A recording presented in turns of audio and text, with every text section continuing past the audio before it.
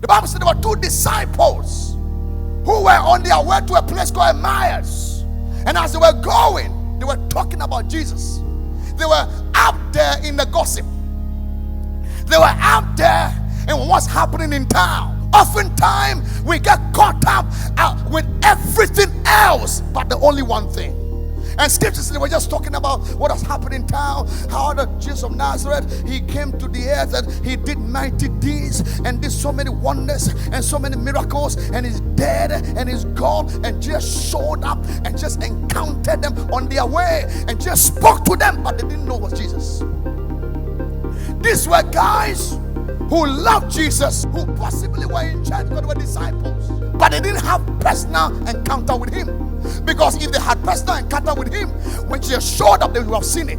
But they couldn't see beyond what everybody else said, because they were engulfed in hearsay that what God is saying. Are you caught up in everything else than what Jesus is speaking? Because you are what you hear.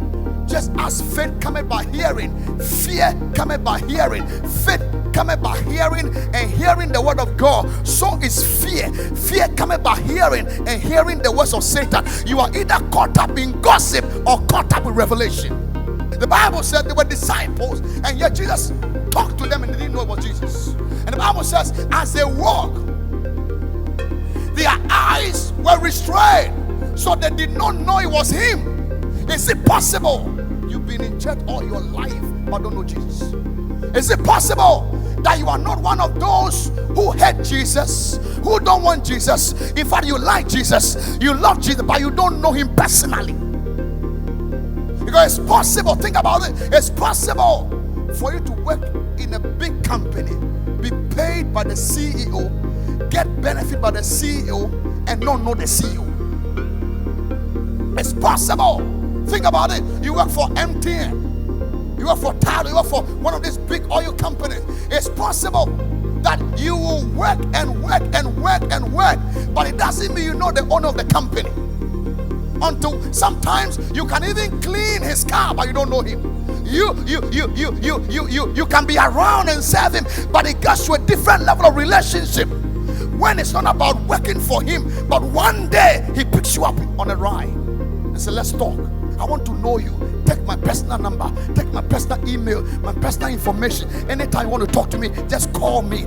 At that point, it's not you knowing him in general. At that point, there's a one-on-one encounter. And so the disciples served Jesus, walked to Jesus, and was in his meetings, and they were possibly in church, but they didn't have a personal encounter with him.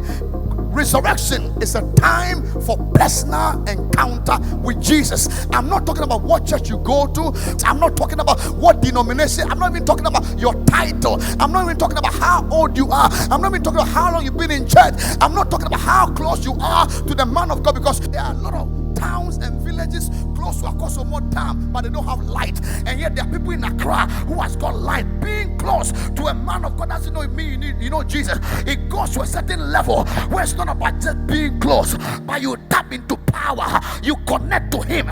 You get personal infusion, personal revelation. And the Bible says, as they continued in their talk, Jesus went with them to their house, and as they sat by the table to eat bread, come on. There's something about bread. As they ate bread, scripture says Jesus broke bread. When he broke the bread and he gave it to them, their eyes were open. May I submit to you tonight that there's something about bread breaking that opens the eyes. What is bread breaking? When we break bread, he brought them to the place of the covenant. Because the last meeting he had with the disciples was at the Last Supper, when he broke bread and said, do it in remembrance of me. When he broke bread, he brought them to covenant. When he broke bread, he gave them himself. For Jesus said, I am the bread of life. When he broke bread, he brought them to the word of God. When he brought bread, he brought them to the daily necessities. Give us this day our daily bread. There's something about bread. Bread is a word. Bread bread is the scriptures. You never know Jesus outside of his word. The more engrossed, the more deep, the more you search, the more you pray, the more you study the word, the more you get to know him. You only find Jesus in his word. And as they broke the bread and they ate the bread, their eyes were open. Is it possible that you don't know him because you are not eating him? Because you are what to eat. You are what you eat. Jeremiah ate the scrolls. Ezekiel ate the scrolls. God said to Elijah, eat, for the journey is so long. I love the way the three people mention faith. They call it GDA.